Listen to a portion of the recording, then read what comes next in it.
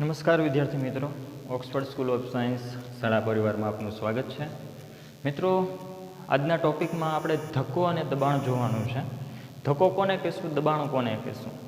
તો ધ્યાન આપીએ. ચાલો પહેલો ટૉપિક આપણે સ્ટાર્ટ કરીએ. ધક્કો. ધક્કો કોને કહેશું? તો કે પદાર્થની સપાટીને લંબ રૂપે લાગતા બળને ધક્કો કહેવામાં આવે છે. શું કીધું? પદાર્થની સપાટીને લંબ રૂપે લાગતા બળને ધક્કો કહેવામાં આવે છે.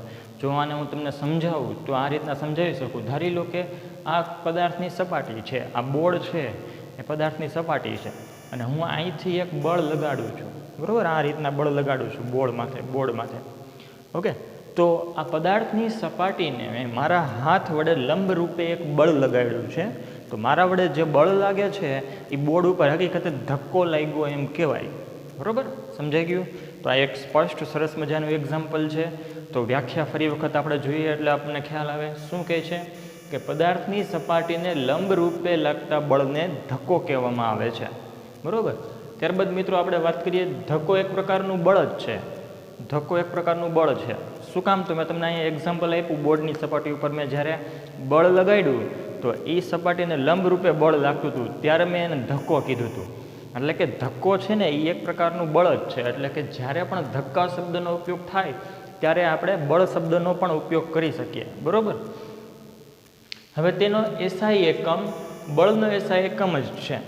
શું કામ? તો કે ધક્કો એક પ્રકારનું બળ જ છે. તો બળનો એસઆઈ એકમ આપણને મિત્રો ખબર છે, ન્યૂટન છે. તો અહીં ધક્કાનો એસઆઈ એકમ પણ ન્યૂટન જ થશે. ન્યૂટન, જેને કેપિટલ એન વડે દર્શાવવામાં આવે છે. ત્યારબાદ મિત્રો વાત આગળ વધારીએ. ધક્કો સદિશ રાશિ છે મિત્રો. શું કામ સદિશ રાશિ? તો કે દિશા અને મૂલ્ય બંને આવે છે. ક્યાં દિશા અને મૂલ્ય આવે છે? તો કે મૂલ્ય શું? તો કે જે આપણે બળ લગાડ્યું એ કેટલા પ્રમાણમાં કેટલા ન્યૂટન બળ લગાડ્યું હશે એ મૂલ્ય થયું. અને દિશા કઈ થઈ? તો કે લંબ રૂપે. બરાબર? લંબ રૂપે કીધું છે. એટલે કે અહીં મૂલ્ય અને દિશા બંને આવે છે, માટે કરીને ધક્કો છે એ સદિશ રાશિ છે. ત્યારબાદ મિત્રો આપણે આગળ વધીએ. શું કીધું છે? તો કે ધક્કાની અસરનો આધાર, એટલે કે ધક્કાની અસર જે પ્રવર્તમાન હોય છે, ધક્કાની અસર કેટલી છે, બરાબર, ઝાઝી છે કે ઓછી છે, એનો આધાર કોની ઉપર રાખે છે? તો કે તે પદાર્થના કેટલા ક્ષેત્રફળ ઉપર લાગે છે તેના ઉપર રહેલું છે.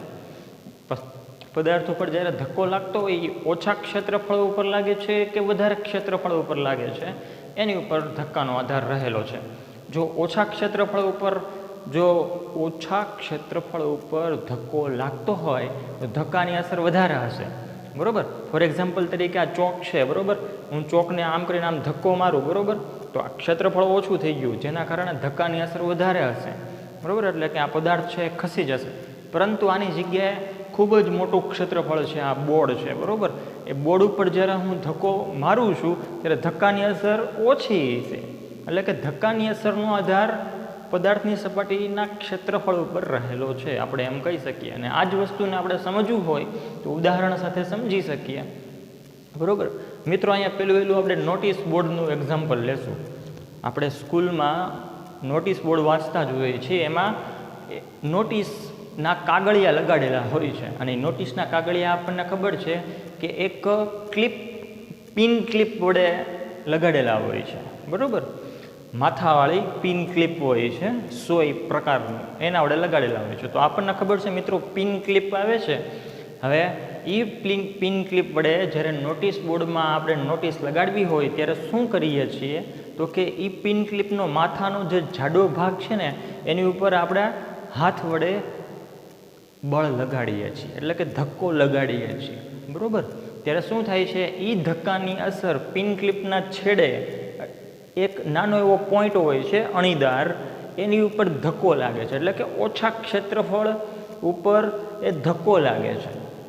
પિન ક્લિપ વડે જે કાંઈ બળ લગાડીએ છીએ એ બળ પિન ક્લિપના છેડે નાનો એવો જે પોઈન્ટ હોય એની ઉપર લાગે છે, અને જેથી કરીને પિન ક્લિપ છે એ સરળતાથી નોટિસ બોર્ડમાં ખૂંચી જાય છે.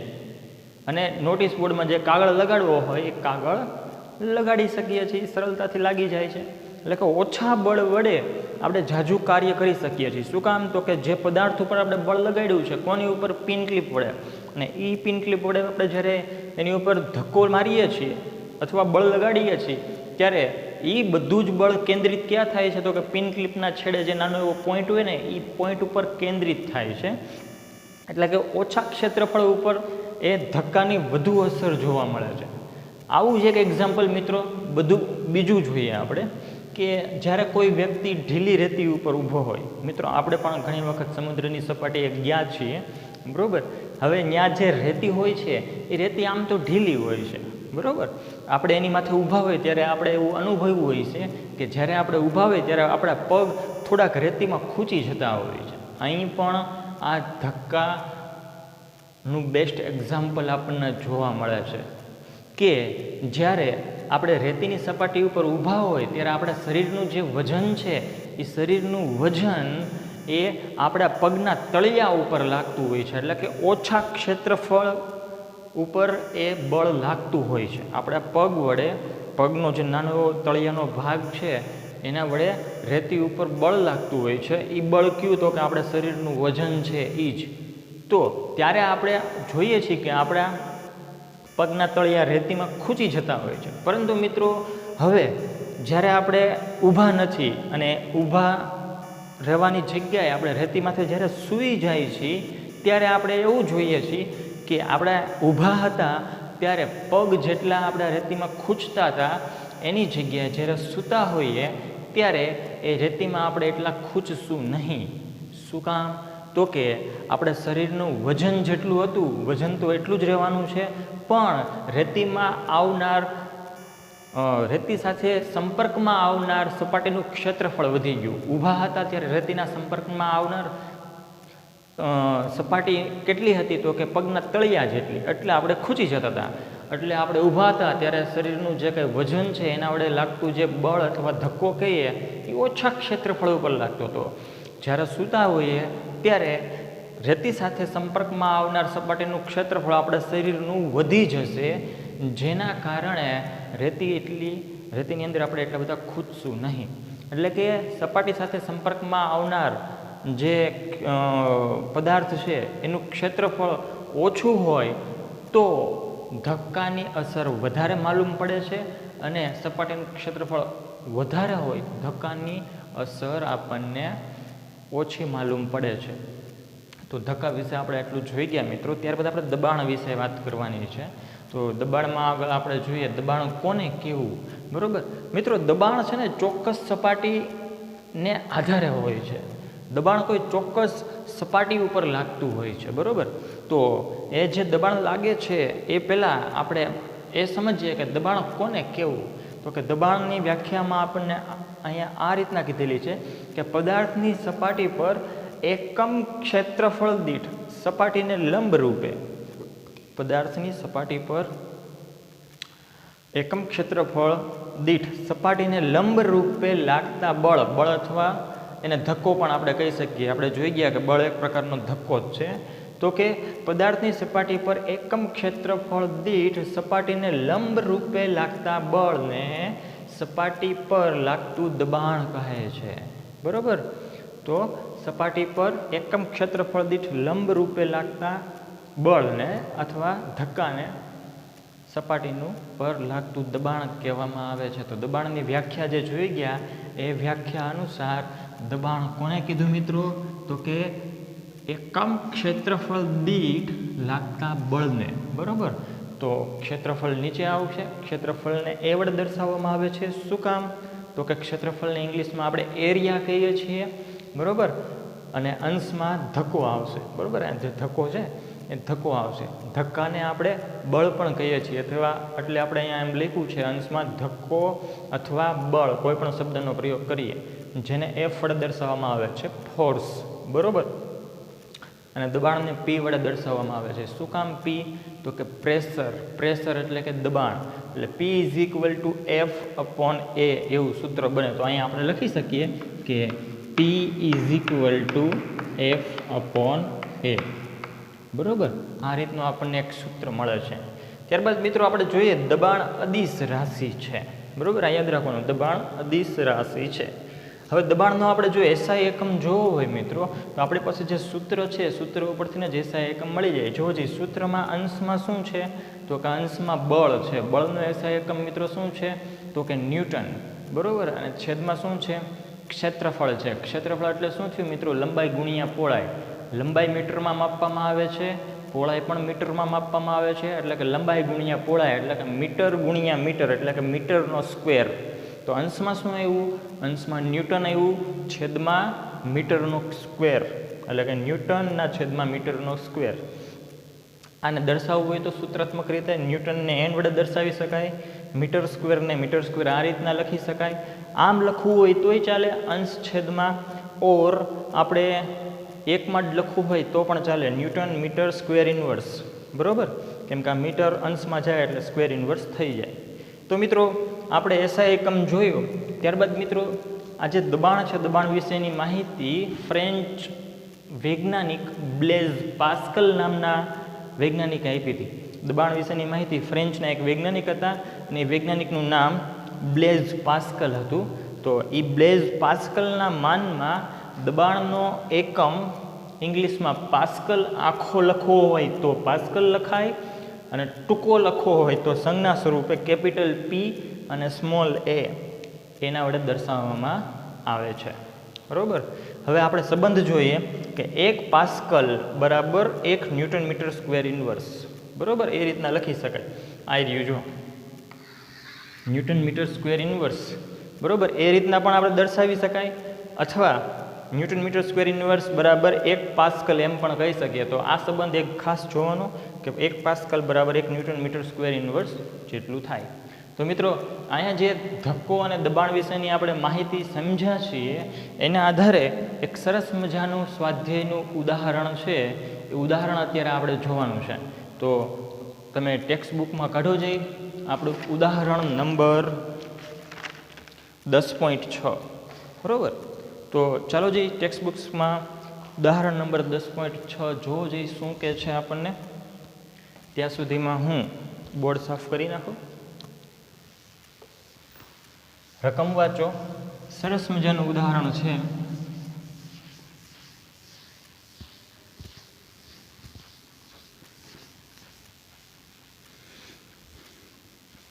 અહીં મિત્રો એક બ્લોકની વાત કરવામાં આવી છે આ ઉદાહરણમાં, અને ઈ બ્લોક છે, ઈ બ્લોક આપણી પાસે ડસ્ટર છે ને, આ ડસ્ટર એની જેવો જ છે. તો આપણે ડસ્ટરની મદદથી એ ઉદાહરણને સમજવાની કોશિશ કરશું. પહેલાં રકમ વાંચો તમે મિત્રો.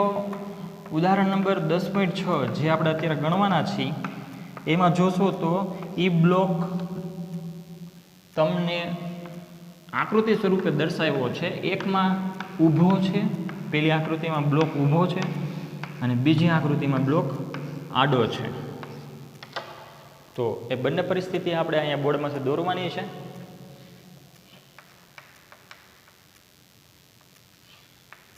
ઉદાહરણ નંબર 10.6. તો જે પરિસ્થિતિ મિત્રો આપણને કીધી છે પેલા આકૃતિ સ્વરૂપે હું અહીંયા દોરી નાખું અને પછી આપણે એને સમજવાની કોશિશ કરીએ.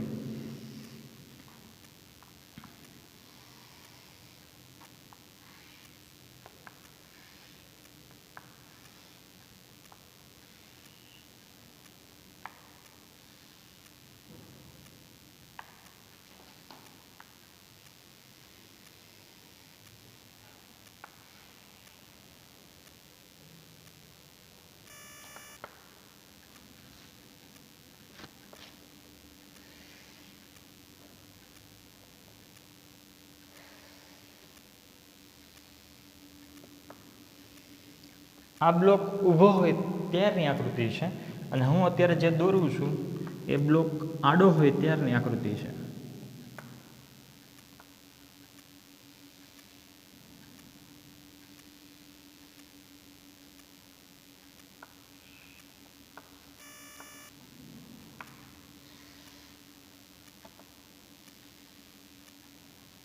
હવે આ જે બ્લોક છે મિત્રો એનું પરિમાણ આપણને આપી દીધેલું છે. પરિમાણ છે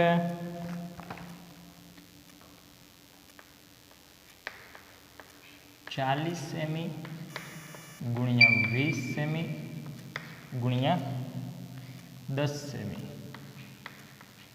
મિત્રો પરિમાણ એટલે શું એ પણ હું તમને સમજાવીશ. તો આ બ્લોક 40 સેમી લાંબો છે, 20 સેમી આ સાઈડ અને 10 સેમી આ બાજુ. ઊભો હોય ત્યારની કન્ડિશન દર્શાવી છે. અને આ બાજુ દર્શાવીએ તો આ 40 સેમી છે, આ 20 સેમી છે અને આ 10 સેમી છે. હવે આ બ્લોકને ટેબલ ઉપર રાખેલો છે મિત્રો. તો અહીંયા ટેબલ જેવું કાંક દોરી લઈએ આપણે.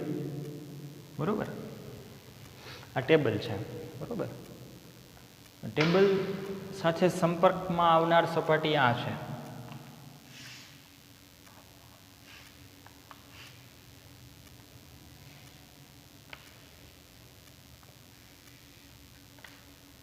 આ સંપર્ક સપાટી છે, ટેબલ ઉપર ઊભો રાખેલો છે આપણે.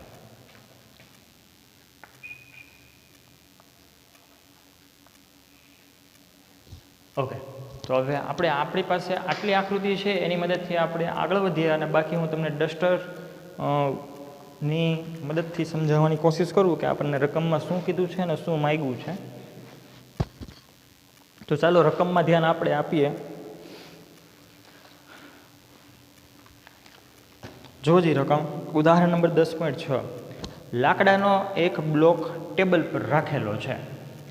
એક લાકડાનો બ્લોક છે, આપણી પાસે ડસ્ટર છે એવો જ આ પહેલી આકૃતિમાં આમ ઊભો રાખ્યો છે. બરાબર, અને બીજી આકૃતિમાં એને આડો રાખ્યો છે. બરાબર, બ્લોકનું દળ 5 કિલોગ્રામ છે. એટલે કે આપણી પાસે આ જે બ્લોક છે અહીંયા દોર્યો છે એનું કુલ દળ 5 કિલોગ્રામ છે. તથા તેના પરિમાણ એટલે શું થાય મિત્રો?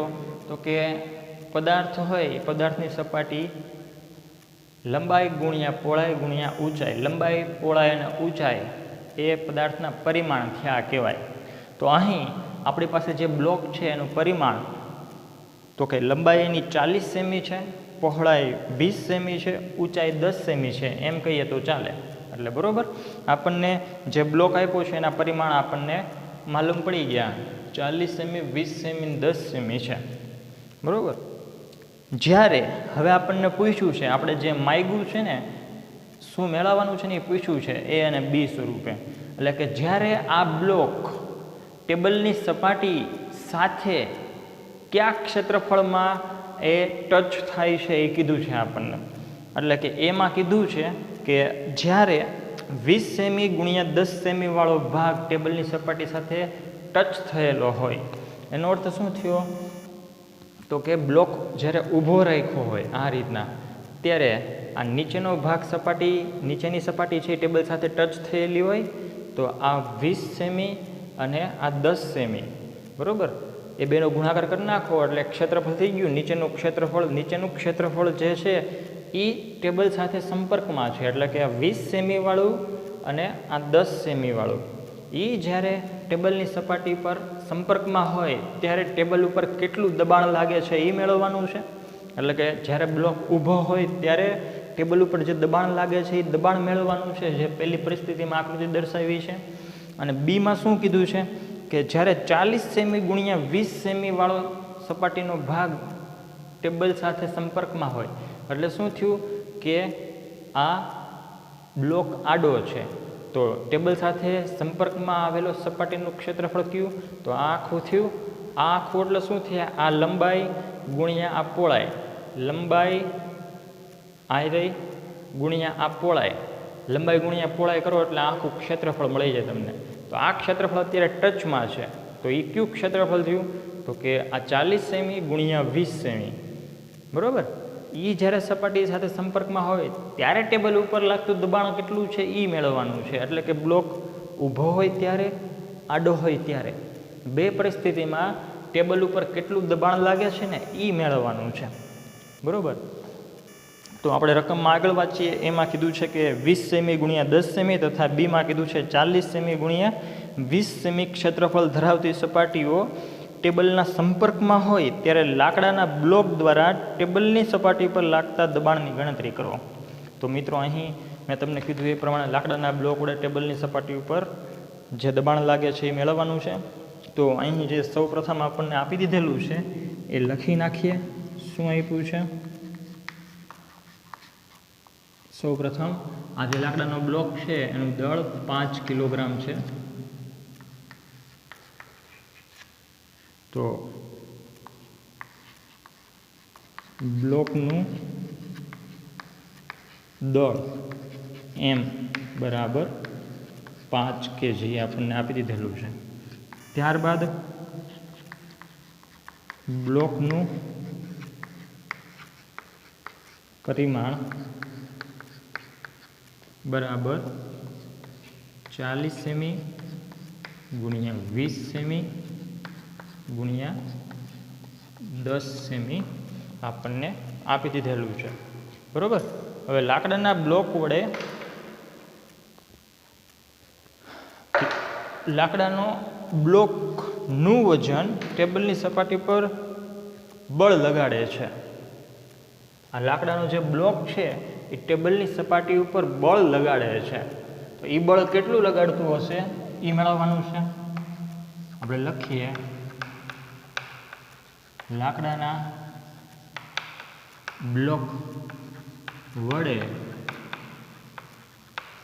ટેબલની સપાટી પર બળ અથવા ધક્કો લાગે છે. તો આ બળ કેટલું હશે મિત્રો? બળ F બરાબર mg જેટલું હોય છે. આપણે જોઈ ગયા છીએ બળ બરાબર F બરાબર mg અને g ની વેલ્યુ મિત્રો આપણને ખબર છે. g ની વેલ્યુ કેટલી છે? 9.8. તો m કેટલું છે? m 5 કિલોગ્રામ છે ગુણ્યા g કેટલું છે? તો કે 9.8 મીટર સેકન્ડ સ્ક્વેર ઇનવર્સ. તો 9.8 ગુણ્યા 5 એટલે એનો મિત્રો જવાબ કેટલો આવે? 9.8 ગુણ્યા 5. તો એનો જવાબ આવશે 49 kilogram metre second square inverse. Or આને આમ પણ લખી શકીએ કે 49 ન્યૂટન. એટલે F બરાબર આટલું થાય. એટલે કે લાકડાના બ્લોક વડે ટેબલની સપાટી ઉપર લાગતું બળનું મૂલ્ય આટલું હશે 49 ન્યૂટન. એ પછી બ્લોક ઊભો હોય કે બ્લોક આડો હોય, ગમે એ પરિસ્થિતિમાં ટેબલ ઉપર લાગતું બળનું મૂલ્ય 49 ન્યૂટન જ હશે. તો અહીં આપણને મિત્રો હવે બે કિસ્સા કીધા છે, A અને B. અને A અને Bમાં જે મેળવવાનું આપણને કીધું છે એ હવે મેળવીએ. હવે આપણે દબાણ મેળવવાનું મિત્રો કીધું છે. બરાબર. તો દબાણ મેળવવાનું કીધું છે ને દબાણનું આપણને સૂત્ર ખબર છે. ધક્કો અથવા બળ ના છેદમાં ક્ષેત્રફળ. બરાબર. તો બળનું મૂલ્ય તો આપણી પાસે છે. હવે ક્ષેત્રફળનું મૂલ્ય મેળવવું પડે આપણે. તો સૌપ્રથમ આપણે ક્ષેત્રફળનું મૂલ્ય મેળવશું અને પછી આ બળનું મૂલ્ય સીધું મેકી દઈશું એટલે આપણને જવાબ મળી જાય. તો સૌપ્રથમ આપણને કઈ સપાટી કીધી છે? 20 સેમી ગુણ્યા 10 સેમી. તો એમાં 20 સેમી ગુણ્યા 10 સેમી. તો આ સપાટી વડે લાગતું દબાણનું મૂલ્ય કેટલું છે એ આપણે મેળવવાનું છે. તો એની માટે સપાટીનું ક્ષેત્રફળ આપણે સૌ પ્રથમ મેળવવું પડશે. સપાટીનું ક્ષેત્રફળ. સપાટીનું ક્ષેત્રફળ એટલે એનું સૂત્ર શું છે? ધક્કો અથવા બળ જેને F કહીએ છીએ. સપાટીનું ક્ષેત્રફળ મિત્રો કેટલું આવશે? તો કે કઈ સપાટી છે? તો કે 20 સેમી ગુણ્યા 10 સેમી એટલે કે લંબાઈ ગુણ્યા પહોળાઈ. લંબાઈ કેટલી છે? તો કે 20 સેમી ગુણ્યા પહોળાઈ તો કે 10 સેમી. 20 ગુણ્યા 10 એટલે કે 200 સેમી સ્ક્વેર થાય.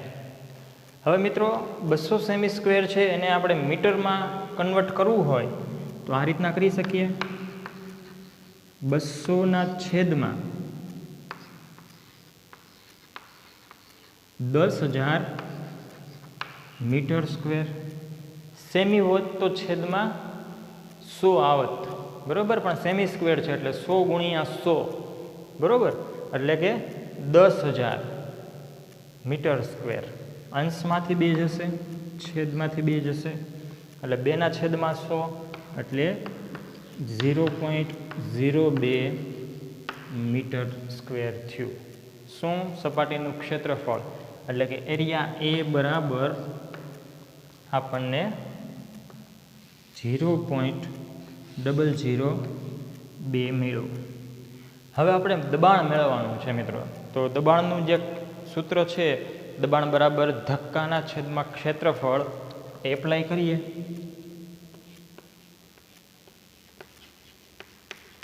દબાણ બરાબર ધક્કો એટલે કે ફોર્સ એફ ના છેદમાં ક્ષેત્રફળ. તો ધક્કો કેટલો છે મિત્રો, અથવા ફોર્સ એફ કેટલું છે? 49. હવે આ એકમ વાપરીએ આપણે, બરાબર, અથવા આ ન્યૂટન જ રાખીએ. 49 ન્યૂટન છેદમાં ક્ષેત્રફળ કેટલું કીધું છે? 0.02. 0.02 મીટર સ્ક્વેર. હવે મિત્રો આનો જવાબ જ્યારે આપણે મેળવશું 49 ભાગ્યા 0.02 આટલું કરવાનું છે મિત્રો.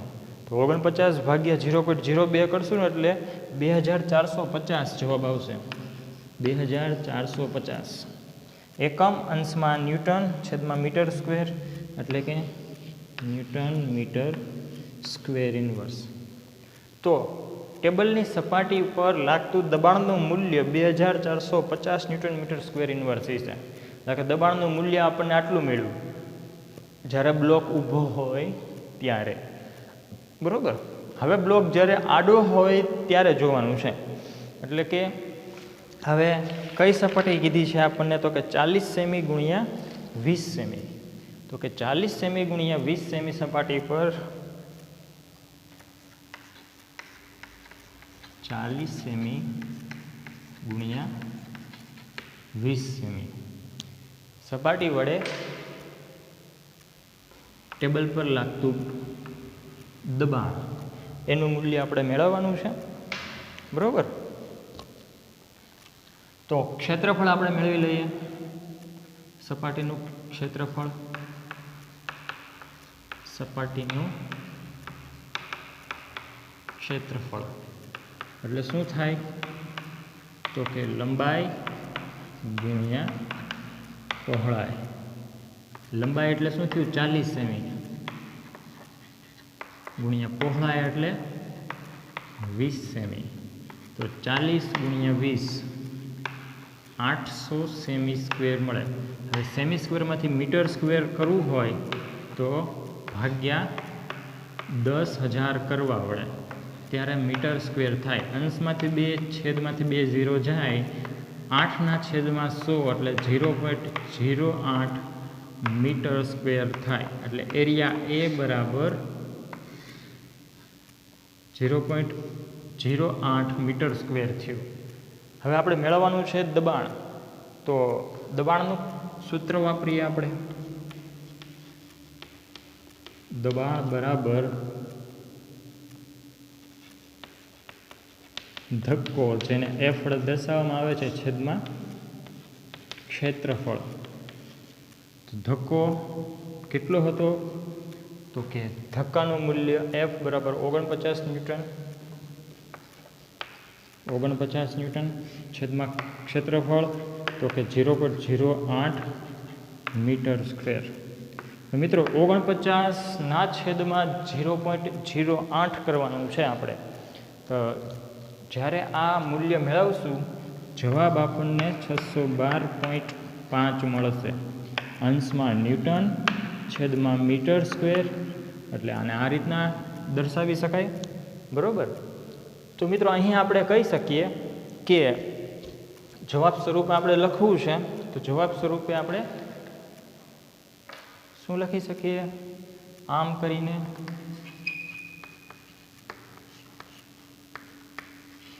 પેલું વહેલું કઈ સપાટી હતી આપણી પાસે? 20 સેમી ગુણ્યા 10 સેમી, 20 સેમી ગુણ્યા 10 સેમી સપાટી વડે ટેબલ પર લાગતું દબાણ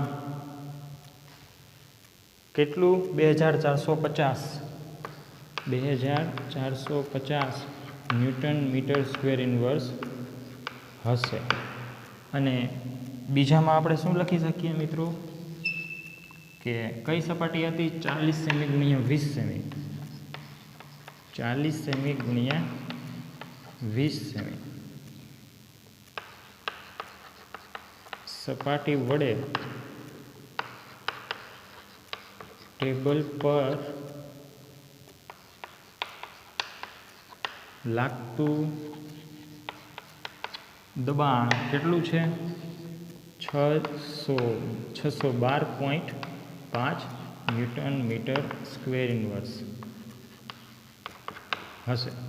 તો આનો અર્થ શું થયો મિત્રો કે જ્યારે બ્લોક ઊભો હોય ત્યારે સપાટી પર લાગતું દબાણ કેટલું હશે? 2450 ન્યૂટન મીટર સ્ક્વેર. બ્લોક આડો હશે ત્યારે સપાટી ઉપર લાગતું દબાણ 612 ન્યૂટન. તો આની ઉપરથી આપણે કહી શકીએ કે વધારે દબાણ ક્યાં લાગુ પડે છે?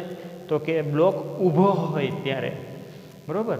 તો બ્લોક ઊભો હોય ત્યારે વધારે દબાણ સપાટી ઉપર અનુભવાય છે, અને બ્લોક આડો હોય ત્યારે સપાટી ઉપર ઓછું દબાણ અનુભવાય છે, જે આપણે અહીંયા મેળવવું, બરાબર. તો આની ઉપરથી આપણે એમ કહી શકીએ કે સમાન મૂલ્યના બળો જ્યારે ઓછી સપાટી ઉપર લાગતા હોય છે, બરાબર. સમાન મૂલ્યના બળો જ્યારે ઓછી સપાટી પર લાગતા હોય છે ત્યારે દબાણનું મૂલ્ય વધારે હોય છે, અને વધુ સપાટી ઉપર લાગતા હોય છે ત્યારે દબાણનું મૂલ્ય ઓછું હોય છે. અને મિત્રો આના કારણે જ ખીલી હોય છે ને, ખીલીની જે ધાર પોઈન્ટ હોય છે ને, ખીલીનો જે છેલ્લો પોઈન્ટ, એ એકદમ તીક્ષ્ણ રાખવામાં આવે છે, જેથી શું થાય તો કે એ સપાટી ઉપર જ્યારે ઓછા મૂલ્યનું બળ લગાડવામાં આવે છે ને તો પણ એ વધારે દબાણ ઉત્પન્ન કરે છે. બીજું, છરી હોય છે, છરીની જે ધાર હોય છે ને એકદમ પાતળી રાખવામાં આવે છે. શું કામ? તો કે એ છરી વડે ઓછા મૂલ્યનું બળ લગાડવામાં આવે ને તેમ છતાં પણ એ વધારે દબાણ ઉત્પન્ન કરશે. જે કોઈ પણ પદાર્થ માથે છરી લગાડવાની હોય, છરી વડે કાપવાનું હોય, બરાબર. અને હજી એક એક્ઝામ્પલ લઈએ આપણે કે ઇમારતો હોય, ઇમારતોના પાયા છે ને મોટા રાખવામાં આવે છે. મકાન બનાવીએ ને ત્યારે એના પાયા છે ને એ દિવાલો કરતાં મોટા હોય છે. મોટા શું કામ રાખવામાં આવે છે? તો કે સપાટીનું ક્ષેત્રફળ વધી જાય, સપાટીનું ક્ષેત્રફળ વધે તો દબાણનું મૂલ્ય ઘટે, બરાબર. હવે ઘણા બધા એક્ઝામ્પલ આપણે લઈ શકીએ કે ઓછી સપાટી ઉપર જે દબાણનું મૂલ્ય લાગતું હોય, વધુ સપાટી પર દબાણનું મૂલ્ય લાગતું હોય, બરાબર. ઘણા બધા એક્ઝામ્પલ આપણે જોઈ શકીએ. તો મિત્રો આજના ટોપિક આપણા ધક્કો અને દબાણ હતા એ આપણે થિયરિકલ જોઈ ગયા, અને એને રિલેટેડ આપણે એક દાખલો પણ સરસ મજાનો ગણ્યો. તો બાકીનું જે નેક્સ્ટ થિયરિકલ પોર્શન છે એ આપણે હવે નેક્સ્ટ લેક્ચરમાં જોશું. ત્યાં સુધી આભાર. જય હિન્દ, જય ભારત.